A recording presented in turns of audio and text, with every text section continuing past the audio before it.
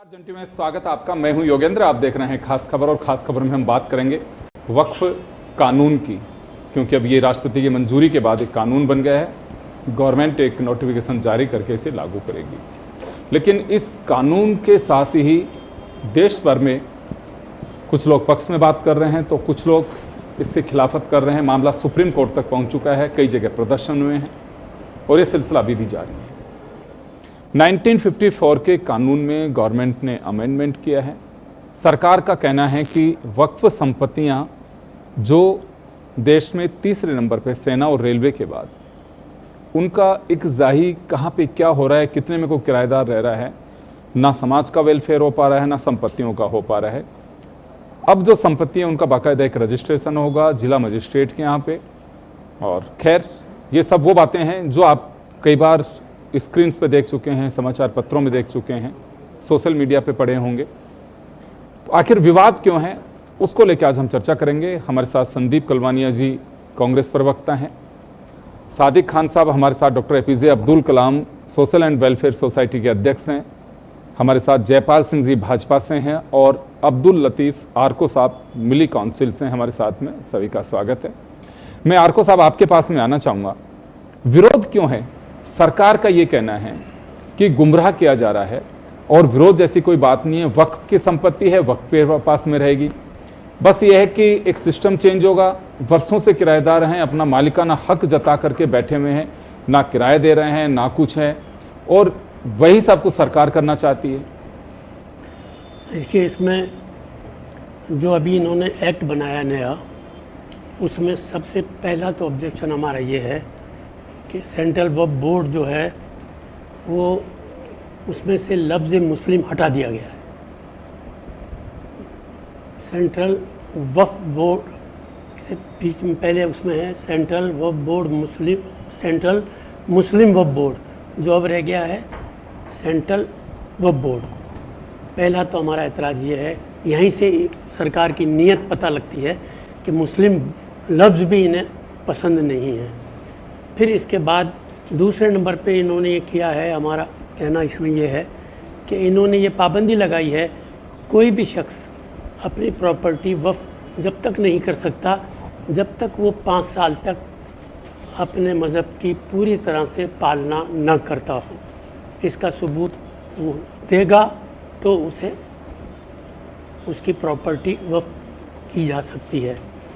इसके अलावा इसमें यूज़र बाई वक्फ जितनी भी प्रॉपर्टियाँ हमारी है, उन तमाम प्रॉपर्टियाँ जैसे कब्रिस्तान हैं, दरगाहें हैं, हमारी मस्जिदें हैं, और हमारी वो तमाम ऐतिहासिक इमारतें, उन सब को जो है सरकार ने आज ही पहले ऑर्डर में तमाम ऐतिहासिक इमारतों को तो सरकार की इमारतें बना दी है। उसमें हमारा हक, हमारा राइट सब ख़त्म कर दिया है। पहले दिन ही उन्होंने आज ये कर लिया है। अब यूज़र बाई वक्फ के लिए वो कभी भी किसी भी वक्त ये पूछ सकते हैं कि बताइए जी, आप कैसे इसका इस्तेमाल कर रहे हैं, आप यहाँ मुर्दे कैसे दफन कर रहे हैं, इसका सबूत लाइए। क्या ज़मीन का मालिकाना हक है आपके पास? आप इस मस्जिद में नमाज क्यों पढ़ रहे हैं? आप होगा 200 साल का, 50 साल का, 60 साल का, 500 साल का, इससे मतलब नहीं है। आज सबूत लाइए हमारे पास। अगर सबूत नहीं है तो वो प्रॉपर्टी सरकार की हो जाएगी, और सबूत हम नहीं दे सकते। हमारे पास कोई ऐसे सबूत नहीं मिलेंगे कि जो 200 साल, 150 साल, 50 साल, हाँ जो ताज़ा सबूत हो सकते हैं वो मिल जाएंगे, लेकिन वो पुराने जितने भी हमारी इमारतें हैं उनका कोई सबूत हमारे पास नहीं मिलेगा। बल्कि सेंट्रल गवर्नमेंट की कमीशन के मुताबिक उन्होंने सर्वे कराया, और उस सर्वे के बाद 99% तमाम जितनी भी वक्फ बोर्ड की वक्फ जिस पे कहती है कि ये हमारा ये वक्फ है, वो वक्फ खुद नहीं कहती है, वो उस सर्वे रिपोर्ट के अंदर शामिल है कि ये वक्फ है। और यूज़र बाई वक्फ ये कब्रिस्तान में काम आ रही है, ये मस्जिद है, ये दरगाह है, ये इमाम बाड़ा है। तो आप जो संदेह है कि इन चीज़ों को संदेह नहीं हो गया, संदेह वाली बात तो जब तक मैं वापस लौटूंगा सर आपके पास में। मैं सादिक खान साहब हमारे साथ में जुड़े हुए हैं। सादिक साहब, क्या लगता है आपको, अभी आपने सुना आरको साहब को, ये कुछ लोगों को डर है कि आम मुस्लिम का डर है।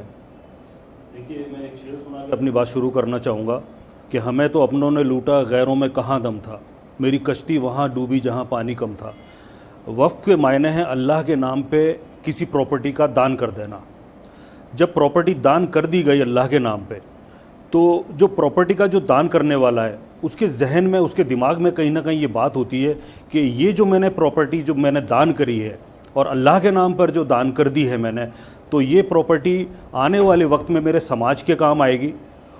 चाहे वो शेल्टर होम खुलने का काम हो, चाहे हॉस्पिटल्स का काम हो, मेडिकल कॉलेज बनाए जाने का काम हो, स्कूल कॉलेजेस मॉडर्न एजुकेशन देने का मामला हो, ऐसे कई सारे कामों को लेकर वो ये सोचता है कि नहीं, इस पे कई हॉस्पिटल्स भी आएंगे या मेरे समाज के बच्चे आगे जाकर जज बनेंगे, आईएएस बनेंगे, आईपीएस बनेंगे। ऐसी कई सारी बातों को सोचते हुए और वो आदमी वक्फ करता उस प्रॉपर्टीज़ को। मगर पिछले 70 सालों में, 75 सालों में उन वक्फ प्रॉपर्टीज़ का जो इस्तेमाल हुआ, वो इस्तेमाल ये हुआ कि प्रॉपर्टी है 10 करोड़ रुपए की, प्रॉपर्टी है 5 करोड़ रुपए की, प्रॉपर्टी है 20 करोड़ रुपए की, और उस पर लोग बैठे हैं 50-50 साल से, 60-70 साल से, और किराया उसका चुका रहे हैं 2000, 3000, 500 रुपये महीना उसका किराया चुका रहे हैं। तो ऐसी कई सारी बातें इकट्ठी होती रहीं। अच्छा, मुझे एक बात बताएं आप, आज जो ये जितनी विपक्षी पार्टियां हैं, चाहे वो कांग्रेस है या दूसरे जो दल हैं, इनको किसने रोका था वक्फ प्रॉपर्टीज़ का ये अच्छा इस्तेमाल करने से? सन 47 से लेकर 90 तक लगातार कांग्रेस की सरकार रही है। 3 साल मोरारजी देसाई के आप हटा दें, किसने रोका था कांग्रेस को कि वो माइनॉरिटी के लिए, मुस्लिम समाज के लिए, जो आपका एक मुश्त वोटर रहा है, जो आपका एक मुश्त वोटर रहा है, क्यों आपने उनके लिए फलाह और बहबूदी के लिए काम क्यों नहीं किया?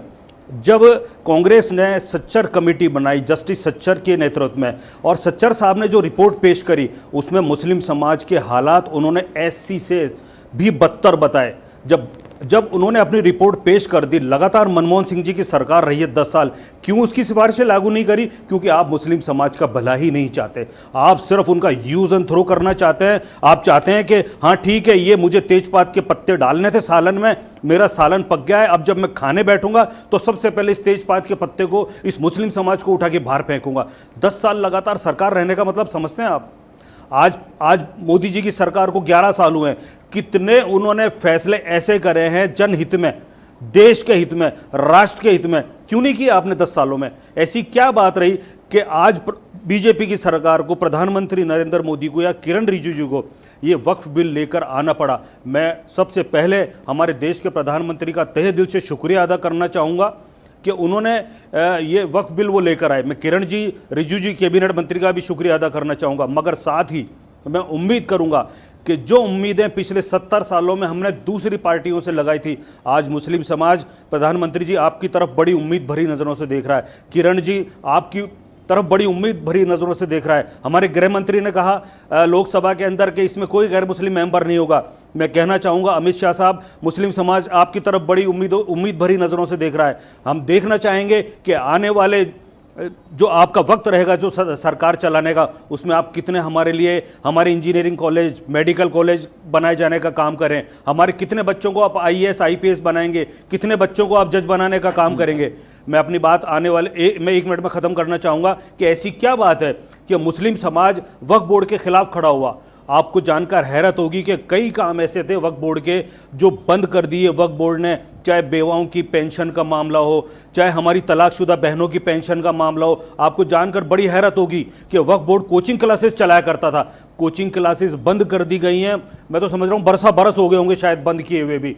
तो ऐसे कई सारे काम। अच्छा, भला किसका हुआ? एक बहुत अच्छी बात मैं आपको बताता हूं कि पिछले 70 साल 75 सालों में भला किसका हुआ? किसी की भी सरकार रही हो, राजस्थान में या मुल्क में किसी की भी सरकार रही हो, भला हुआ है वक्फ बोर्ड के मेंबर्स का, वक्फ बोर्ड के चेयरमैन्स का, वक्फ बोर्ड के जो स्टाफ है वहां जो बैठा है उनका भला हुआ है। जो दरगाहों के जो केयर टेकर है, जिन्हें हम लोग मुतवल्ली बोलते हैं, 50-50 साल से वो लोग मुतवल्ली बने हुए बैठे हुए हैं, दादा बेटा पोता मुतवल्ली बनते आ रहे हैं। मैंने कई लोगों से कहा ऐसी क्या बात है कि आप लोग मुतवल्ली का पद छोड़ना नहीं चाहते? मुझे भी बताओ, हो सकता है मैं भी कोई ऐसा पद लेकर बैठ जाऊं और मेरे पीढ़ी दर पीढ़ी काम आए। क्यों वो बैठे हुए 50 साल से मुतवल्ली बनके, 60 साल से, 70 साल से? अरे भैया, आपने कोई खिदमत का काम नहीं करा है। तो मैं यही कहना चाहूंगा कि कांग्रेस ने ऐसा क्या हमारे फलाह और बहबूदी का, विकास का काम कर दिया हमारे बच्चों का, जो भारतीय जनता पार्टी छीन लेगी उनसे? एक मौका तो दीजिए। बढ़िया की दूसरे दुकान पर जाइए तो सही कि बढ़िया दूध सामान किस भाव में बेच रहा है। एक ही बढ़िया की दुकान पर हम जा रहे हैं, वो 200 रुपए किलो शक्कर बेच रहा है तो भी हम उसी से खरीद रहे। अरे भैया, दूसरा बढ़िया 40 रुपए किलो शक्कर बेच रहा है, आप जाइए उसकी दुकान पर, तब आपको पता चलेगा बाजार में भाव क्या है। आप जा ही नहीं रहे हैं, आप आजमा ही नहीं रहे हैं। आजमाइए तो सही, हमने आजमाया है राजस्थान में। 2003 से 13, 3 से 8 की सरकार हो या 13 से 18 की सरकार हो, भारतीय जनता पार्टी की, वसुंधरा राजे जी की, जितने काम माइनॉरिटी के वसुंधरा सरकार में हुए हैं, आप यकीन जानिए अशोक गहलोत जी ने सिर्फ उसको रोकने का काम किया है। आप जानते हैं कि वक्त मदरसा माइनॉरिटी अफेयर कि एक भी रिव्यू बैठक अशोक गहलोत जी के शासनकाल में नहीं हुई। ऐसे कई सारे काम हैं। वापस आ रहा हूं, जब वापस लौट रहा हूं आपके पास में। हमारे साथ संदीप कलवानिया जी हैं। संदीप जी, आपने सुना कि गुमराह करती रही, एक वोट बैंक की तरह से यूज किया माइनॉरिटीज को, इस ख्याल के साथ में बस केवल वोट देते रहे, ये सादिक साहब का आरोप है। है वो निराधार है, मनगढ़ंत आरोप है। आप देखिए, जो वक्फ बोर्ड का जो नया अमेंडमेंट जो लेके आई है सरकार, वो पूरी तरह से गलत है। गलत इस प्रकार से है कि इनकी कोई उद्देश्य नहीं था इस कानून को लाने के लिए। सबसे पहले किसी कानून में अगर संशोधन किया जाता है तो उसका उद्देश्य बताया जाता है। भाजपा सरकार ने इसका कोई उद्देश्य नहीं बताया, सिर्फ और सिर्फ देश के सांप्रदायिक व्यवस्था को बिगाड़ने के लिए, धर्म को बिगाड़ने, धर्म की जो व्यवस्था है, जो अपना आपसी भाईचारा है, उसको बिगाड़ने के लिए लेके आए थे। हमारी ये मांग थी कि जो वक्फ बोर्ड का जो अमेंडमेंट लेके आए हैं, जो हमने जो दिया था, उनको सुझाव दिए थे जेपीसी में, हम अनुच्छेद जो अपने सुझाव रखे थे वो उनको शामिल नहीं किया गया। विपक्षी पार्टियों को विश्वास में नहीं लिया गया। अब जो अमेंडमेंट बिल जो लागू भी हो गया, वो पास भी हो गया, उसमें आप देखें नया कुछ भी नहीं है। नया इसमें आप देखेंगे महिलाओं का प्रतिनिधित्व पहले से भी था। जो ट्राइब्यूनल की जो ये बात कर रहे हैं कि ट्राइब्यूनल के उस आदेश को चुनौती नहीं दी जा सकती, तो पहले भी दी जा सकती थी। ट्राइब्यूनल की जो स्थापना होती है उसमें एक जिला न्यायाधीश होता है, वो पहले भी था, अभी भी था, और उसमें कोई नया कुछ नहीं लेके आए। तो एक जो कानून, जो संविधान में जो व्यवस्था जो बना होता है, उसकी कोई खामियां होती है, उसको बताई जाती है। लेकिन संदीप जी, अगर मान लो उसके बाद में कुछ नहीं है तो फिर कांग्रेस विरोध क्यों कर रही है? यही कह करके तीसरी कर लेनी चाहिए कि नया कुछ नहीं है। इन्होंने पोलराइजेशन के लिए किया है ये सारा सब कुछ, ये चुनावी मुद्दा बनाने के लिए। जो देश के जो ज्वलंत मुद्दे हैं, बेरोजगारी है, महंगाई है, आप देखिए अमेरिका ने टैरिफ बढ़ा दिया, उस बात पे तो मुद्दे की बात पे कर नहीं रहे। अरे ये हिंदू मुसलमान की बात करके सिर्फ वोट लेने की बात कर रहे हैं। और हमारा विरोध यही था और लगातार हमारा विरोध रहा इस मामले में कि जनता को विश्वास में नहीं लिया गया। धर्म की राजनीति के लिए, वोटों की राजनीति के लिए, पोलराइजेशन के लिए सारा मुद्दा लिया गया है, जिसका हमने पुरजोर विरोध किया था। जी जयपाल जी, आपने सुना अभी केवल पोलराइजेशन के लिए, एक राजनीतिक लाभ लेने के लिए सरकार ये एजेंडा लेके आई है। देखिए, कांग्रेस पार्टी ने इस देश में लंबे समय तक शासन किया है, सदियों तक शासन किया है। तो तुम जो चाहते तो बहुत कुछ कर सकते थे, मेरे आंसू तेरी आंखों से निकल सकते थे, मगर तुम तो ठहरे झील के पानी की तरह, दरिया बनते तो आगे निकल सकते थे। मुसलमानों ने आपको आज़ादी से आज तक वोट दिया है और तुष्टीकरण की राजनीति आपने की है। आपने चाहा ही नहीं कि मुसलमानों में एजुकेशन आए, मुसलमान लोग शिक्षित हो, इस देश की मुख्य धारा में आए। आप चाहते ही नहीं थे वो, और आपकी मंशा थी। अब आप कभी कहते हैं कि आप वक्फ बोर्ड का विरोध कर रहे हैं, कभी कह रहे हैं कि ऐसा मुद्दा ही नहीं, ध्यान भटका रहे हैं। अब मैं उस विषय पे आना चाहता हूं कि लम्हों ने खता की, सदियों ने सजा पाई। सजा क्या पाई? अभी लतीफ साहब कह रहे थे कि ये रिलीजियस मैटर में, आपने अमित शाह जी की जो संसद के अंदर जो डिबेट थी वो सुनी नहीं, उन्होंने क्लियर किया है। तो जयपाल जी, मैं चलिए आपके पास ही मैं वापस आना चाहूंगा। तो क्या लगता है, अभी आपने सुना कि गुमराह करने के लिए और वोट बटोरने के लिए सब किया जा रहा है? देखिए, मैं कहना चाह रहा हूं कि वोट बटोरने के लिए तो कांग्रेस पार्टी की लंबे समय तक शासन रहा इस देश में।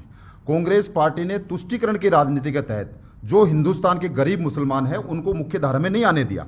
और इसका सीधा सीधा उदाहरण पड़ा है कि कांग्रेस पार्टी के बहुत नेता जो वक्फ बोर्ड की प्रॉपर्टी में कब्जा करके बैठे, विरोध करने वाले लोगों का मैं बता रहा हूं नैरेटिव कैसे क्रिएट करते हैं। मोदी जी जब 2014 में प्रधानमंत्री बने तो उन्होंने कहा कि सबका साथ और सबका विकास, और केवल कहा ही नहीं, उसको ग्राउंड पे एग्जीक्यूट भी किया। उन्होंने मुसलमान बहनों के लिए ट्रिपल तलाक कानून लेके आए।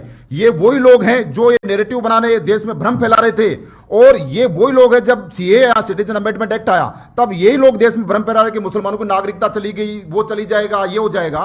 तो भ्रम और नैरेटिव बनाने में लोग माहिर है। आज बताइए देश में आज सीए के तहत किन मुसलमानों की नागरिकता गई। इसलिए हम कह रहे हैं कि इन्होंने 70 साल तक मुसलमानों ने कांग्रेस को वोट दिया लेकिन मुसलमानों के भले के लिए काम नहीं किया। आज मोदी जी की सरकार यदि मुसलमानों के, गरीब मुसलमानों के हक हकूक के लेके और यदि अमेंडमेंट कर रही है तो मैं समझता हूं देश के मुसलमान इस वक्त अधिनियम के साथ में खड़े हैं।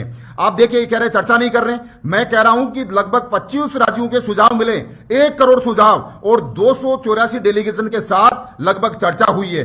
एक लंबी चौड़ी डिस्कशन के बाद में तमाम वर्गों से बातचीत करके वक्त बोर्ड अधिनियम आया है। इसका मुख्य उद्देश्य यह है कि देश के मुसलमानों के, गरीब मुसलमानों के और सभी मुसलमान के जो वर्ग है उनका पूरा प्रतिनिधित्व मिले। अब यह कह रहे हैं कि साहब इसमें मुसलमान शब्द हटा दिया। लतीफ साहब आपको समझना होगा कि वक्फ एक रिलीजियस संस्थान नहीं है, ये कॉन्स्टिट्यूशनल बॉडी है। इसका धर्म से नहीं, सीधा सीधा प्रॉपर्टी से संबंध है, सीधा सीधा इसे प्रॉपर्टी से संबंध है।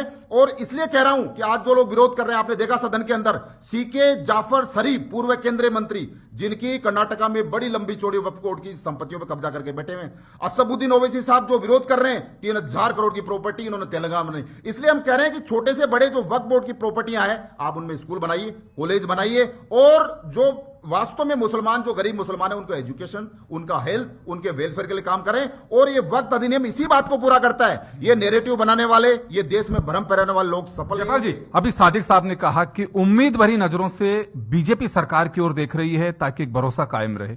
देखिए निश्चित रूप से करना भी चाहिए। यदि मोदी जी ने उस समय कहा सबका साथ सबका विकास, यदि सादिक साहब कह रहे हैं तो बिल्कुल मैं कहना चाहूं कि देश के मुसलमानों को यकीन रखना चाहिए कि आज उनकी उन्नति, उनके वेलफेयर के लिए यदि सरकार काम कर रही है उसको स्वागत करना चाहिए। इसलिए मैं कहना चाहता हूं कि आप विरोध छोड़िए, इसको पढ़िए कि वास्तव में सरकार क्या करना चाहती है।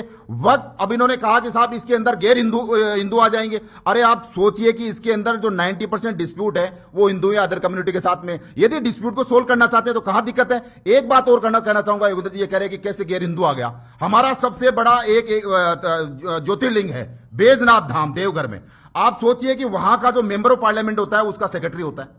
पिछले 15-20 साल से देख लीजिए कौन है। हमने कभी सोचा ही नहीं इस देश में हमने बांटा ही नहीं है। हम कहना चाहते हैं कि मोदी जी पे आप विश्वास कीजिए, जो वक्फ बोर्ड अधिनियम आया है ये मुसलमानों के हक हकूक की बात करता है। किनकी? जो गरीब हैं, पिछड़े हैं, वंचित हैं, महिलाएं, उनका प्रतिनिधित्व मिले और देश के मुख्य धारा में आए, यही तो इंटेंशन है। अब आप केवल नैरेटिव बना के मोदी जी का ही विरोध करना है तो आपकी अलग बात है। इसलिए लास्ट में यही कहना चाहूंगा कि आप हमारी हिम्मत को सराहो, हमारे हमराही बनो। हमने एक सम्मा जलाई है सख्त हवाओं के खिलाफ, इसलिए आप भी साथ दीजिए और मुसलमानों के भलाई के लिए इस अधिनियम का साथ में खड़े हुई इनके। चलिए समाज के साथ में अब्दुल लतीफ आर्को साहब कितने साथ देते हैं उन्हीं से बात करना चाहूंगा। आर्को साहब, अभी आपने सुना कि डर निकालना चाहिए, भरोसा करना चाहिए। जी बिल्कुल। पहले तो मैं सादिक भाई का जवाब दे दूं। इनका ये कहना है कि वक्फ बोर्ड जो है मुसलमानों के भले के जितने काम है सब बंद कर दिए। मैं इनसे कहना चाहता हूं कि वक्फ बोर्ड की जितनी प्रॉपर्टियां हैं वो 90% प्रॉपर्टियां गवर्नमेंट के पास हैं और तकरीबन 25,000 करोड़ रुपया गवर्नमेंट के ऊपर किराए का बनता है जो गवर्नमेंट दे नहीं रही है। अब जब सारा पैसे पे कब्जा आपने कर लिया, अब विकास के काम कहां से होंगे? ये झूठ बोलकर गुमराह कर रहे हैं लोगों को। ये गुमराही इनको छोड़ देनी चाहिए। अब जनता जान गई है। इसी तरह जो ये कह रहे हैं कि साहब गरीब का इसमें भला होगा, तो भाई गरीब के भले के लिए किसने मना किया है? आप हमारा पैसा दे दो ना, गरीब का भला कर देंगे। इसमें क्या बात है? जहां इन्होंने कहा साहब 2 औरतों को इसमें जोड़ा है तो पहले से जुड़ी हुई थी, कोई नई बात नहीं करी। अब इन्होंने 11 आदमियों का बोर्ड बनाया है। अब उस 11 के अंदर इन्होंने क्या चालाकी की है? कहीं भी सिर्फ 2 मुतवल्लियों के अलावा जिनको भी जोड़ा है उसमें कहीं भी लफ्ज मुस्लिम नहीं है। बिल्कुल एमएलए है, एक एमएलए होगा, एक एमपी होगा, एक सीओ होगा, इस तरह से इन्होंने नाम दिए हैं। उसमें यह नहीं है कि भाई सीओ होगा तो मुस्लिम होगा, एमपी होगा तो मुस्लिम होगा। बीजेपी के स्पोक्स पर्सन है जयपाल जी, उनका कहना है कि रिलीजियस मैटर नहीं है, ये प्रॉपर्टी से जुड़ा हुआ है। अरे हमारी अपनी प्रॉपर्टी है, कैसी बात कर रहे हैं आप? हमारी प्रॉपर्टी को रिलीजियस नहीं मान रहे आप? वक्फ हमने की है, हमारा जान माल खर्च करके हमने जो है कमाया है, वो वक्फ किया गया है, और उसको आप कह रहे हैं कि नहीं वक्फ नहीं है, कि ये मुस्लिम रिलीजियस नहीं है, कैसे नहीं है? उन्हीं प्रॉपर्टियों पे हम नमाज पढ़ते हैं, वहीं हमारे यहाँ दफन किए जाते हैं, और वहीं हमारी दरगाहें बनी हैं, वहीं हमारे मेडिकल कॉलेज चलते हैं, वहीं हमारी उसी प्रॉपर्टियों में हमारे शिक्षा के स्कूल चलते हैं, शिक्षा के मंदिर चलते हैं। क्या नहीं हो रहा है? वक्फ के प्रॉपर्टियों पे हो रहा है। आज ये सब कुछ छीन कर इन्होंने अपने कब्जे में इसलिए कर लिया है कि इनको अपने मल्टीनेशनल कंपनियों के जो इनके मित्र हैं उनको देने के लिए अब इनके पास कुछ नहीं बचा है। उन्होंने हमारी कई हजार करोड़ की प्रॉपर्टी जमीन के ऊपर उन्होंने अपना महल बना लिया है, वो मुकदमा चल रहा है। इसी तरह जहां जहां भी सरकार से हमारे पैसे नहीं आ रहे हैं, कई जगह मुकदमे चल रहे हैं, इसको निपटाने का इन्होंने तरीका अपना लिया। कुछ नहीं, इस पर कब्जा कर लो, सब झगड़ा खत्म, और कब्जा कर लिया, और यूपी में शुरू भी हो गया। यूपी के अंदर तो जिन्होंने एहतजाज किए हैं इसको लेकर के उनके खिलाफ 300 लोगों को नोटिस जारी कर दिए कि आपको एहतजाज का हक नहीं है, क्यों आप एहतजाज कर रहे हैं। तो ये बिल्कुल एक तरीके से डिक्टेटरशिप यहां शुरू हो गई है। आज यूपी में हुई है, कल दूसरी जगह हो जाएगी, तीसरी जगह हो जाएगी। तो अब ये बीजेपी जो है, मेरा ऐसा मानना है कि बीजेपी शायद भूल गई है इस बात को कि ये जो आज ऊपर है कल वो नीचे आएगी, और जब चिराग बुझता है ना तो एक दफा वो रोशनी तेज कर लेता है। जब उसकी रोशनी तेज होती है तो ये मान लेना चाहिए कि अब इससे बुझने के दिन आ रहे हैं। आपको लगता है कि बीजेपी का चिराग बुझने के दिन आगे? आरको साहब का कहना, चले सादिक साहब को जवाब देना चाहते हैं इस पे। देखिए, मैं एक शेर सुना के अपनी बात लतीफ साहब को जवाब दूंगा कि हजारों ख्वाहिशें ऐसी कि हर ख्वाहिश पे दम निकले, बहुत निकले मेरे अरमान लेके फिर भी कम निकले। इन कांग्रेसियों का ये ख्वाब रहने वाला है कि ये चिराग बुझने वाला है। इन्होंने एक बात बड़ी अच्छी कही कि हमारी सारी प्रॉपर्टीज के ऊपर 80% प्रॉपर्टीज के ऊपर सरकार बैठी है, और हम 25,000 करोड़ रुपए सरकार की तरफ बकाया है। भैया, दी किसने वो प्रॉपर्टीज? सारी प्राइवेट लोगों को। कांग्रेस की सरकार रही है, बीजेपी की तो सरकार रही नहीं पहले कभी। ये सारी प्रॉपर्टीज जो 47 से लेके और लगातार जो सरकार रही है 90 तक, भैरव सिंह शेखावत सीएम बने 90 में, ये सारी प्रॉपर्टीज उससे पहले की दी हुई है। एक बड़ा उदाहरण मैं आपको देकर मेरी बात खत्म करूंगा कि भीलवाड़ा में पूर्व वाली मस्जिद एक जगह कहलाती है। वो पूर्व वाली मस्जिद का जितना अहाता था, जितना एरिया था, अशोक गहलोत जी ने दे दिया जिंदल ग्रुप को वहां खोदने के लिए, उसका खनन करने के लिए। हम लोगों ने उसका विरोध किया, हम गए उसके लिए कोर्ट भी हम उसके लिए गए, हमने वक्फ बोर्ड में भी धरने प्रदर्शन किए, और काफी जबरदस्त तरीके से हमने उस दौर में अशोक गहलोत जी के सामने इस बात को रखा। आपको जानकर हैरत होगी कि राजस्थान वक्फ बोर्ड भीलवाड़ा की पूर्व वाली मस्जिद को बचाने के लिए सुप्रीम कोर्ट में उसने वकील ही खड़ा नहीं किया, और आखिरकार सुप्रीम कोर्ट को फैसला देना पड़ा कि ये जमीन जो है वो वक्फ बोर्ड की नहीं बल्कि जिंदल ग्रुप की है, और जिंदल ग्रुप को दे दी जाए, ये राज्य सरकार की जमीन है। और क्यों कहा ऐसा उसने? क्योंकि राज्य सरकार ने सुप्रीम कोर्ट में पैरवी ही नहीं करी, वक्फ बोर्ड ने अपना वकील ही खड़ा नहीं किया। इसलिए मैं इनसे कहना चाहूंगा कि भैया एक मौका दीजिए नरेंद्र मोदी जी। मैं ये नहीं कह रहा हूं कि आप आंख मीच कर यकीन कर लीजिए, मगर जब अगर कोई वो अमेंडमेंट लेकर आए हैं, कोई बिल वो लेकर आए हैं, तो हमने एक बार 70 साल कांग्रेस पे यकीन किया, तो एक बार बीजेपी के ऊपर भी यकीन करके देखते हैं। चलिए कलवानिया साहब, आपके पास में आऊंगा, समय थोड़ा कम है। आपने सुना कि ये सब कुछ कांग्रेस ने जानबूझ करके किया और उससे पर्दा उठाया जा रहा है, ये बीजेपी का कहना है और मुस्लिम कुछ बुद्धिजीवियों का भी कहना है। नहीं, ये बिल्कुल गलत है। जो भाजपा जो इस मुद्दे को लेकर आ रही है वो जनता को भ्रमित करने के लिए लेके आ रही है। आप देखें, अभी बीजेपी के प्रवक्ता जी ने कहा कि इसमें अतिक्रमण कर रहे हैं, लोग कब्जा कर रहे हैं। आप देखें, अल्पसंख्यक जो वक्फ बोर्ड का जो चेयरमैन होता है वो अल्पसंख्यक मिनिस्टर होता है, केंद्रीय मंत्री। आपने 10 साल में कितने अतिक्रमण हटाए? आप जनता को बताएं तो सही। आपका अध्यक्ष आप खुद होते हैं, देश में एक सेंट्रल वक्फ बोर्ड है, 32 स्टेट के वक्फ बोर्ड है, उसके बाद में आपने क्या कार्रवाई की? सारी सरकार के पास तो जिम्मेदारी आपके पास है ना। 10 साल में आपने एक भी अतिक्रमण हटाया किसी भी वक्फ बोर्ड की जमीन पर? तो आप बताएं। एक मिनट, मैं बीच में नहीं बोला, आप बताएं। इसके बाद में ये सिर्फ और सिर्फ भ्रम की राजनीति करते हैं, गुमराह करते हैं लोगों को, धर्म के आधार पर लोगों को बांटना चाह रहे हैं। सरकार का विरोध लगातार जारी रहेगा जब तक कि सरकार जनता विरोधी निर्णय लेगी और जन विरोधी इस तरह के अधिनियम लेके आएगी या संशोधन लेके आएगी। कांग्रेस हमेशा इनका विरोध करती रहेगी। चलिए, अब 30 सेकंड में अपनी बात कर लीजिए, कुछ कहना चाह रहे थे। देखिए, मैं हमारे जो कांग्रेस के जो प्रवक्ता बैठे हैं और मैं लतीफ आरको साहब से भी कहना चाहूंगा कि आप ये बताने का काम कीजिए कि 70-75 साल में कांग्रेस ने या और अगर किसी विपक्ष की सरकार रही हो तो उन्होंने वक्फ बोर्ड के जरिए मुस्लिम समाज के लिए ऐसा क्या काम कर दिया कि मुस्लिम समाज इस अमेंडमेंट बिल के खिलाफ खड़ा हो। वरना एक मौका दीजिए इन लोगों को भी, और ठीक है अगर वो खड़े नहीं उतरते हैं तो फिर ठीक है, ये आने वाला चुनाव में उनसे बात करेंगे बैठकर। जी चलिए जयपाल जी 30 सेकंड में अपनी बात कह दीजिए क्योंकि समय का अभाव है। देखिए मैं इतना ही कहना चाहूंगा अब्दुल लतीफ साहब को कि आप इस दोनों को सबको क्लब कर रहे हैं। आप एक क्लब नहीं है, ये आप कह रहे हैं कि वो मस्जिद खाली करवा लेंगे, वो मदरसे खाली करा लेंगे, इमामबाड़े खाली करा लेंगे। कोई कुछ नहीं खाली होने वाला है। जो वास्तव में आपकी रजिस्टर्ड प्रॉपर्टियां, आप धार्मिक कोई किसी प्रकार का इंटरफेयर नहीं करेंगे इसमें। सीधा सीधा मामला जिन पे कब्जा किया हुआ है, जो भी बेनिफिशियरी इसके अंदर है, जो इलीगल प्रॉपर्टी पे कब्जा किए हुए, उनकी मलाई छिनने वाली है, उनको बख्शा नहीं जाएगा। वो जमीनें मुस्लिम गरीबों के लिए काम आएगी।